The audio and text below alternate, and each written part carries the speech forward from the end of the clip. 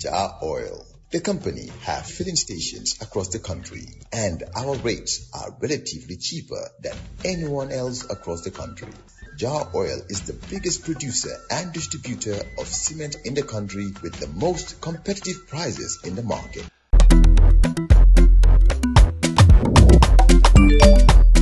Excellent jam, Wave. Yo, apply. Yo, luta do de. Luta munulo jël moto nga andil ma xaalis. Hello? Busel mu fine. What?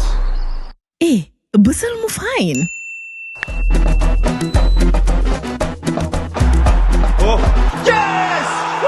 Wave acts in Gambia. Deposit and withdraw money, pay bills and buy mobile credit without fees. Transfer money wherever in the country for only 1% fee.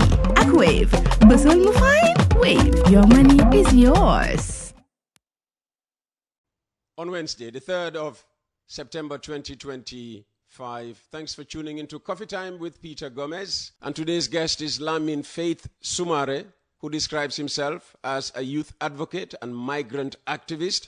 He wants to discuss the plight of Gambian migrants in North African countries and Mauritania, the difficulties they face in those countries, the difficulties they face trying to reach out to their government either directly here in Banjul or through diplomatic missions in those countries they find themselves in. Well, we normally don't have much time for hanging around on Wednesday, so let's cut straight to the chase and welcome Lamin to the program. Tell us something about yourself first.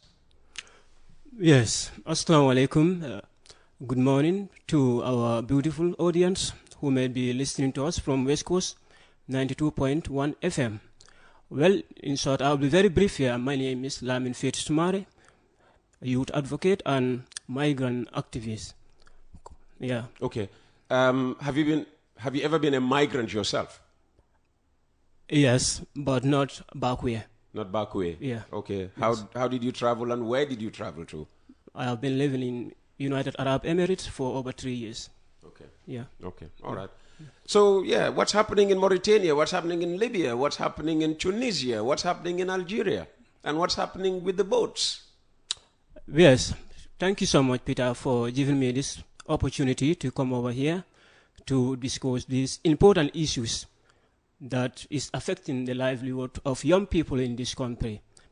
And as a concerned citizen and as a migrant activist, I feel there is a need for us to have this public attention from the Gambian people, what is happening in the sub-regions, in the Sahel, particularly Gambian citizens, what they are facing on.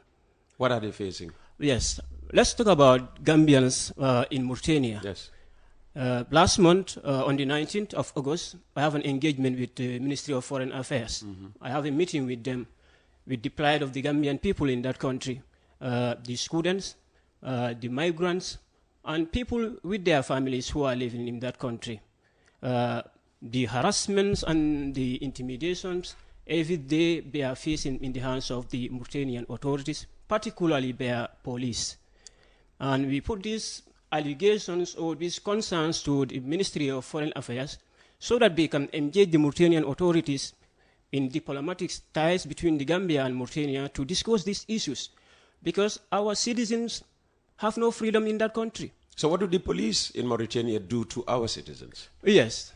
Police in Mauritania, what they do mostly, whether you have a valid resident permit in that country or you don't have it, whenever they see you, they will harass you. They will arrest you to take you to their detention centers across Mauritania.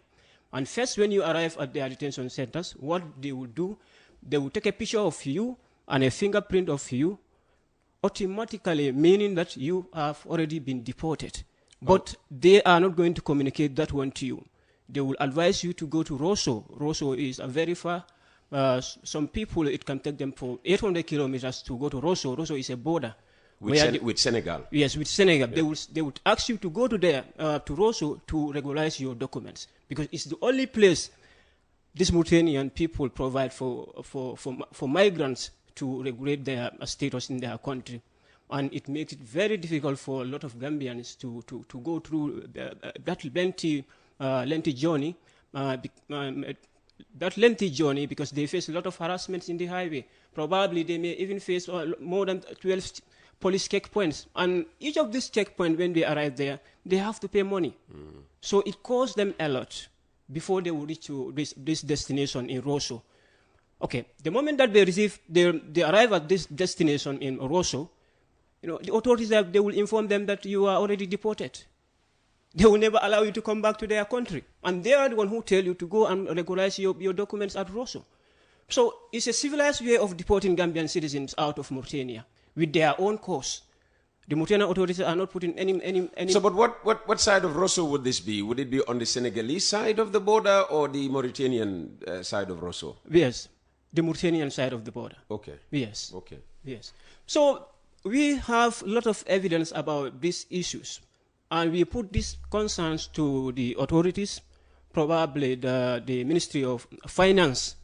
And when we discuss these issues to them, for me... You went to the Ministry of Finance rather than the Ministry of Foreign Affairs? No, the Ministry of Foreign Affairs. Okay. Foreign Affairs. Because we form a movement called In Solidarity with Gambians in Mauritania. We want to go out in the street to protest for the inhuman treatment that is happening to our brothers and sisters in Mauritania. Why choose the protest option? Because you engaged the Ministry of Foreign Affairs and they were not responsive, or what? Before we engage them. Then when we put that on them, then we apply for a permit to IGP office in Banjul.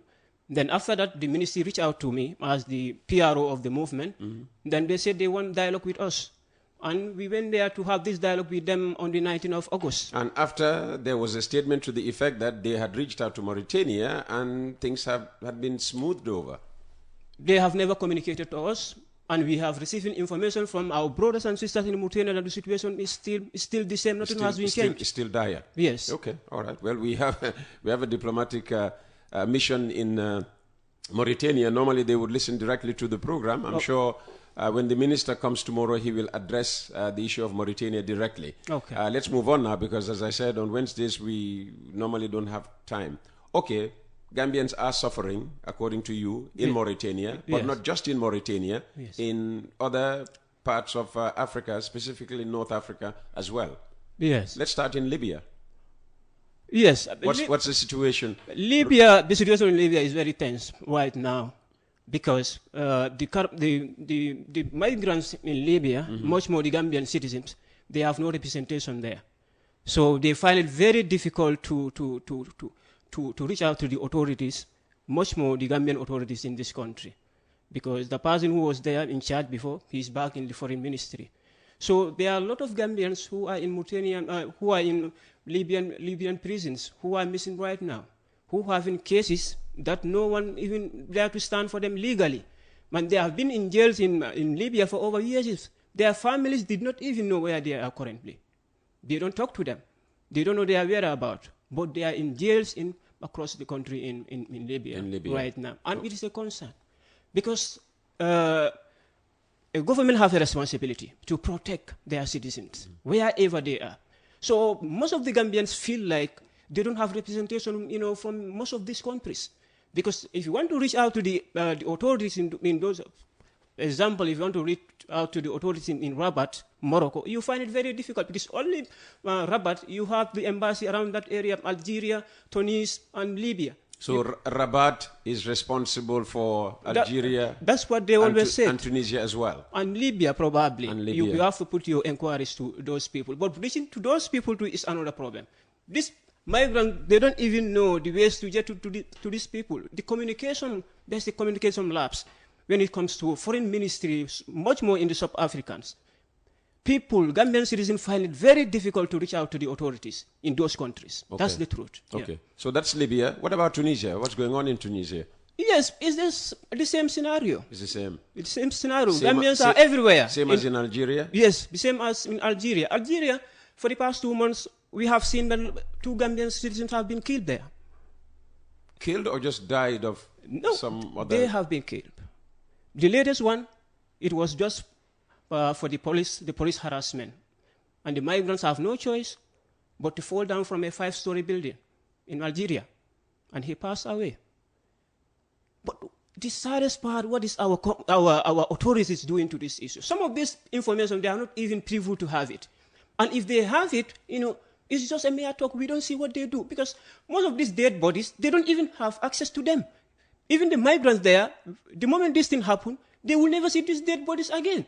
Like Gambians have no representation across these countries. So how do you have formed this organization in the Gambia? How do you help these migrants who reach out to you? Because obviously they are communicating with you. That's why you're able to get all this information about, their plights. Yes, as I told you, I am working with Ibrahim Migrant Situation. It's one of the leading migrant platform in the sub-regions. It's not only Gambians that reach out to us, but Africa. We deal with all migrants in Africa. So our brothers too, they reach out to us every day about their frustrations, their concerns, what they are facing in those countries. And are you just a listening ear? You just listen to them, but in terms of giving support, you either don't have the capacity or resources to give support? And if you give support, what kind of support do you give? For us, right now, whatever we are doing, we finance ourselves. So the only support that we give it to them, we find the right channel for them to communicate, to reach out to the authorities in the country. Like if they're having difficulty yes. Getting to the foreign ministry in Banjul, yes. you facilitate we that facilitate those connection. things, or giving them their contacts to reach out to them. But at the end of it, they will keep on communicating with these people. Nothing will come out of it. But can you understand the situation of the ministry? Several times they have said when these people are leaving the country, they are not aware. And when these people arrive at their destinations, they do not, look out for either the Gambian embassy there, and where we don't have an embassy, a consulate, to go and register with them. Because that's the only way they can know, for instance, that Lamin Faith Sumare has left the Gambia and has arrived in Guinea-Bissau. Because you, upon arriving at Guinea-Bissau, went straight to either the Gambian consulate in Bissau or the Gambian embassy in Bissau to register with it. So they have information that a Gambian has arrived, because these diplomatic missions are there to represent Gambians. But Gambians don't normally register with, missions representing their country in countries they find themselves in. Yes, if you look at that aspect, most of these migrants are economics migrants who wants to go out there to have a better life. So for them, their focus most of the time is about how they will get out from that place that where they were. And in most of the cases, they are not there to stay in those countries. They are there for a mission. So for most of them, they feel like reaching out to the authorities sometimes could be very difficult to them. Probably they may face other things, deportation or other kind of issues. So they will prefer to be staying there and not to reach out to the authorities. And probably you will see that where these people live and where the embassy is a very far places. They cannot be able to reach out to the authorities in those embassies. Yeah. Okay. We'll come to the boats later on. Okay. Why are you concentrating on North Africa? Don't we have Gambians in the Middle East? You were in the Arab world. You have experience of life in the Arab world. There are Gambians in the Arab world. Why are we not, focusing on them? Gambians are there for various reasons. They've been sent there officially. I mean, the women we've sent to Saudi Arabia to go and work.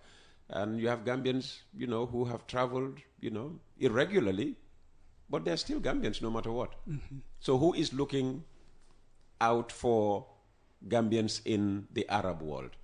Well, in the Arab world, we normally have complaints from some of them. Most of them, they are women who are trapped in that country. If you could remember when there was a war in Lebanon, there are a lot of facilitation that we did as a platform. You did? Yes, with our counterparts to make sure that these people have been brought back to Gambia. That was over 25 Gambians who came back at that time.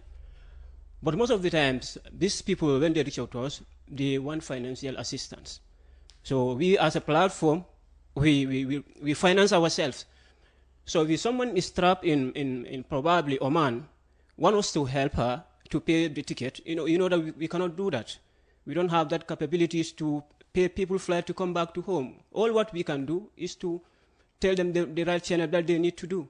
But most of the times, they don't have help from the side of the government. Do they face similar repression in the Arab world as they are facing in North African countries? You could say they speak, they're also, Arab, just like, the ones in the Middle East. The ones in, you mentioned Oman, do they face similar repression as the Gambians in Tunisia, Libya, or Algeria, or even Mauritania?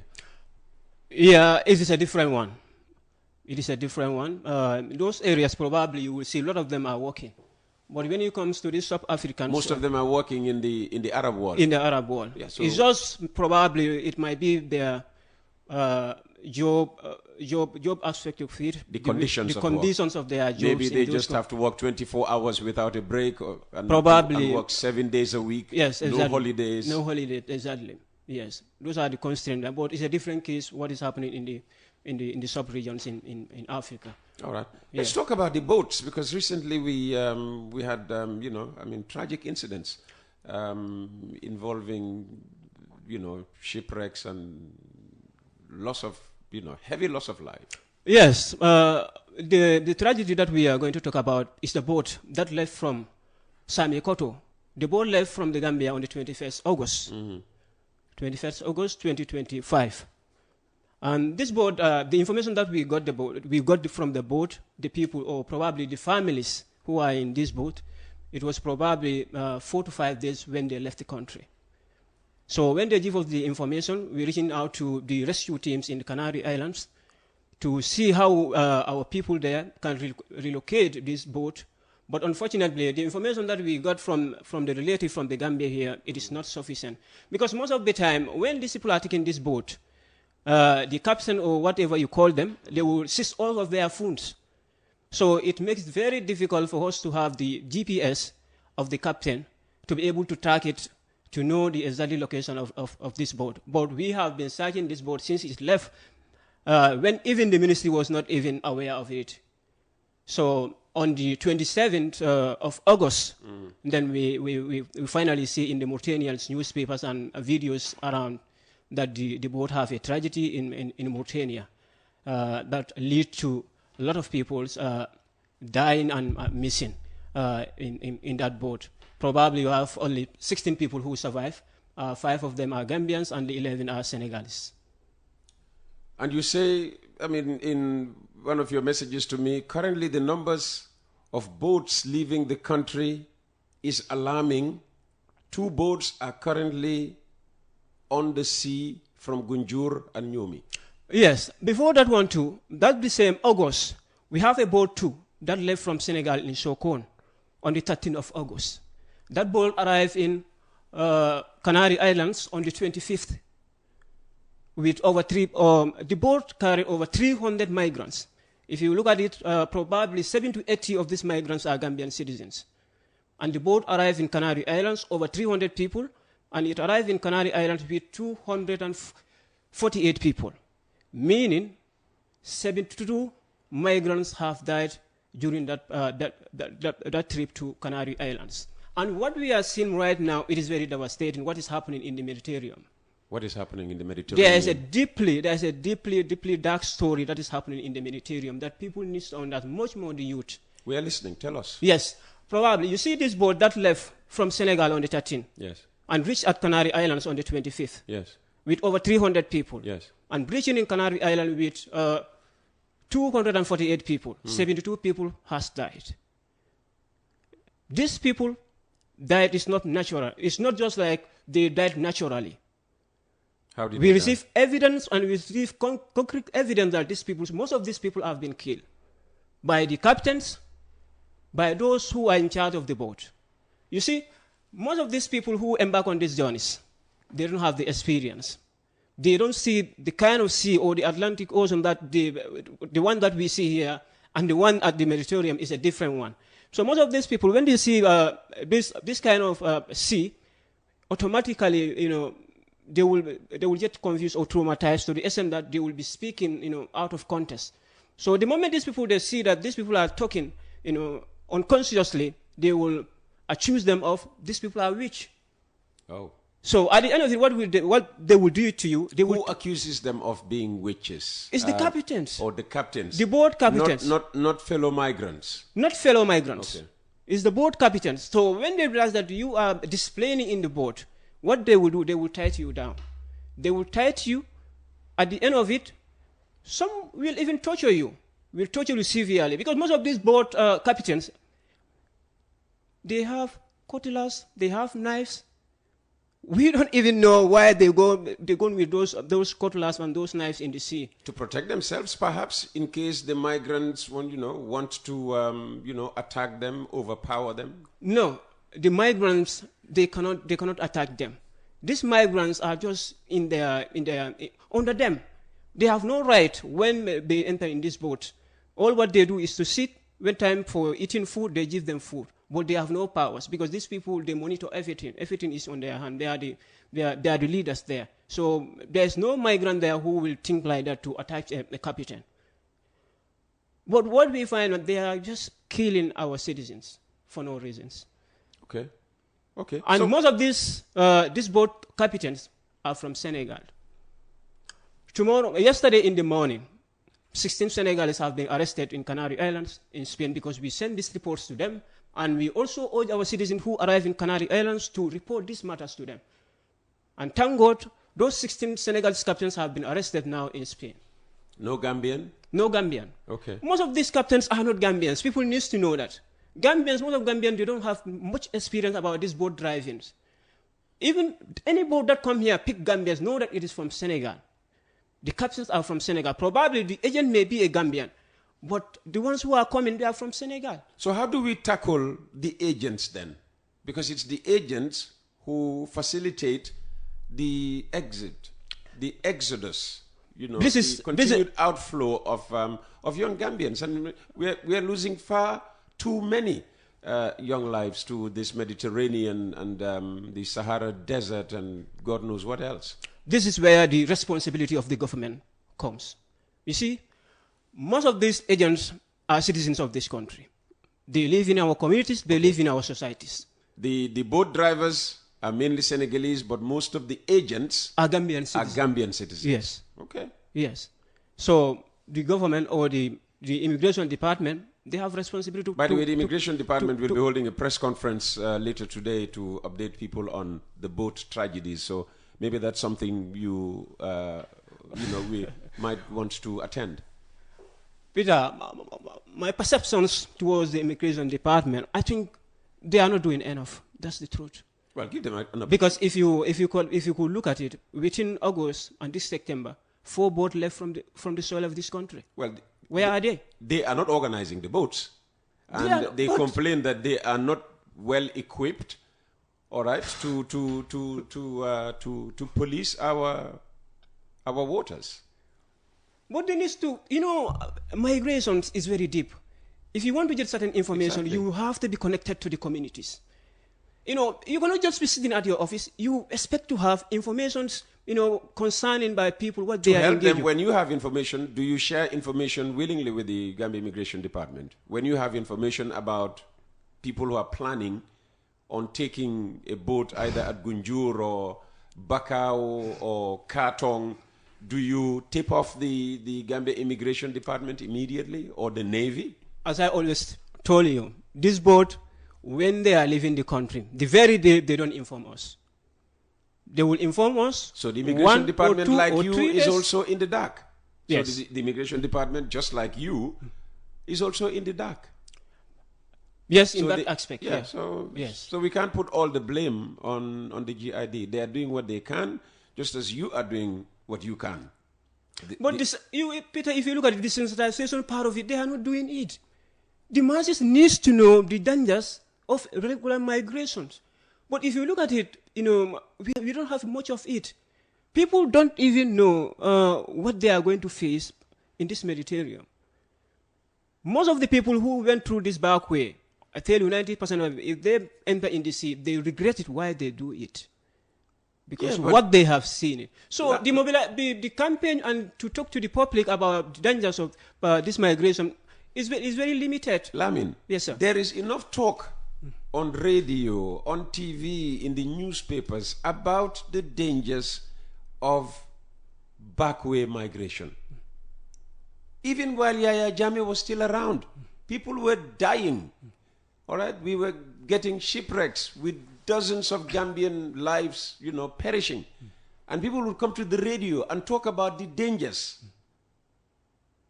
of the backway.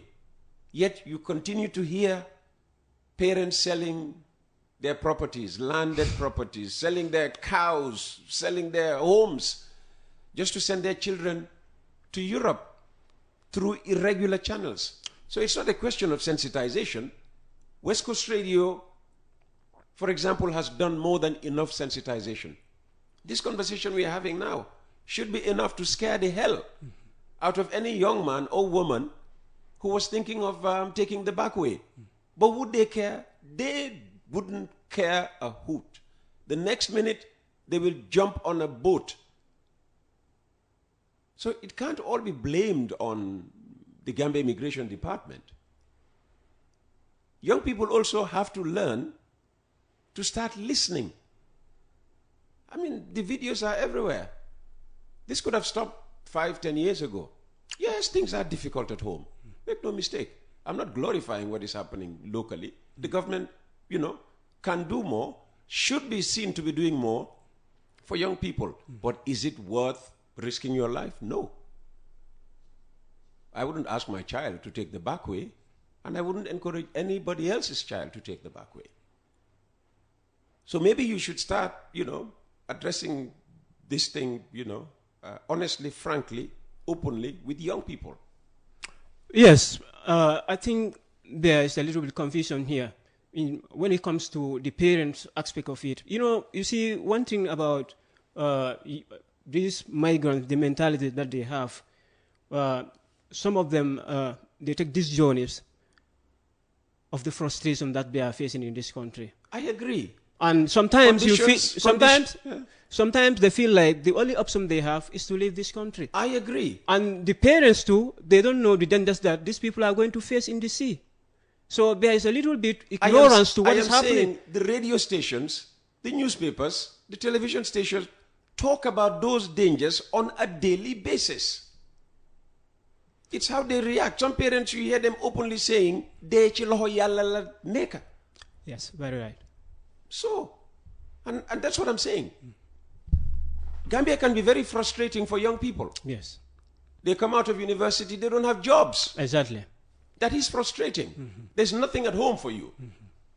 Yes, it is very tempting to say, I am taking whatever risk, because staying here, my problems only multiply on a daily basis. Exactly. Yeah, but we're saying, let's listen. Sometimes let's allow ourselves, when we hear things, let's sit down and try to analyze what we just heard. Okay. All right? Yes. Is the risk, does the risk outweigh the benefit? Does the benefit outweigh the risk? That's what probably the risk. That's what you should do. Yes. We have a couple of minutes, so in 2 minutes, what would you like to say? Yes. What I just want to say for the government of the Gambia to be very concerned and protect the lives of young people in this country. We need more mass centralizations to talk about these issues that are affecting young people. Because there is an issue that is driving young people out of this country. We agree. And people need to know that. We agree. If you see that the future of this country for me is a concern for me. If a year, more than 1,000 Gambians' lives can be vanished like that. That is concerning. And 500 and even the minister would admit that is concerning. But what are they doing towards that? He will tell us tomorrow, God willing. He will tell us tomorrow. The minister, Serigne Modunjai, will be on the program. We will start out, discussing this migration problem. And whatever he has to say, you will hear tomorrow. Yes, on the sides of these two boats that left from Gunjur and Nyomi, there's a boat again that left from Nyomi. But we don't know where the boat depart. Another one depart from Gunjur with over 100 Gambians. Currently, our people in the Mediterranean, we have sent them information, but still they have not seen two of these boats. I hope that... And it's over 200 Gambians. That life is at risk. I hope that, nothing major happens to them. Thank you very much for your time this morning. Thank you, Uncle Peter. Jar Oil. The company have filling stations across the country, and our rates are relatively cheaper than anyone else across the country. Jar Oil is the biggest producer and distributor of cement in the country with the most competitive prices in the market.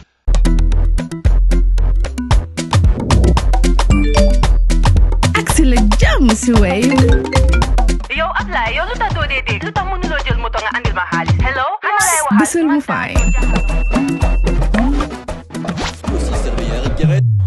What? Bësal mu fay. Oh, yes! Wave Activism Gambia. Deposit and withdraw money, pay bills and buy mobile credit without fees. Transfer money wherever in the country for only 1% fee. Ak Wave. Bësal mu fay. Wave. Your money is yours.